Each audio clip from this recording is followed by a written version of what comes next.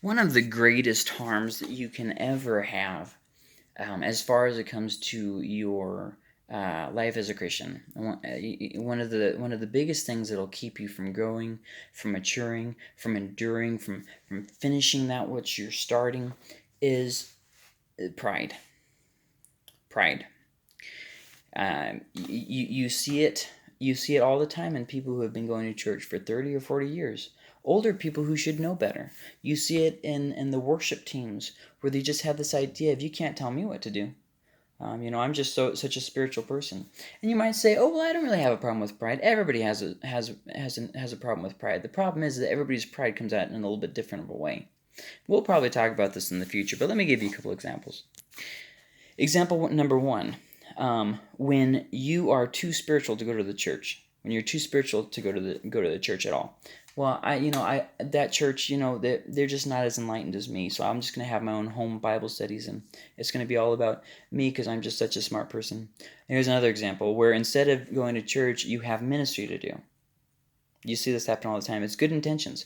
Oh, but I'm witnessing to this person, and the only time that you could have done it was right when you should have been in church. You see, the book of Hebrews talks about this. It says, let's not forsake the coming together.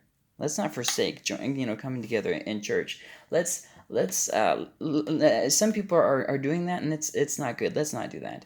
So, are you saying that the Hebrew people, the people that the book of Hebrews was written to, that they weren't expected to be witnessing? Well, of course they were, and yet the direction there is, let's not forsake meeting together. Another example: when nobody can tell you anything, you get offended by everything. You're just so spiritual. You always seem to be doing something, but never sticking with anything.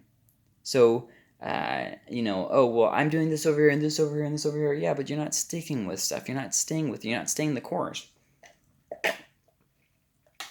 Another example is when you have a problem with authority. I don't have a problem with authority. Okay. So it just so happens that every authority figure in your life you're at odds with, unless they bow to your will and that you have the final say. That's called having a problem with authority. And maybe it's your spouse. Maybe you don't like having to have anyone to answer to. Maybe it's the pastor. Maybe you don't like how they deal with things. Maybe you think that you could do a better job. Maybe it's your boss. Maybe you think that they're just a big old idiot and whatever. But you always see this attitude of pride, and unfortunately, I see it a lot in developing worship teams. This idea that we're so super spiritual, we don't need anybody else. Um, we can just live our lives however we want.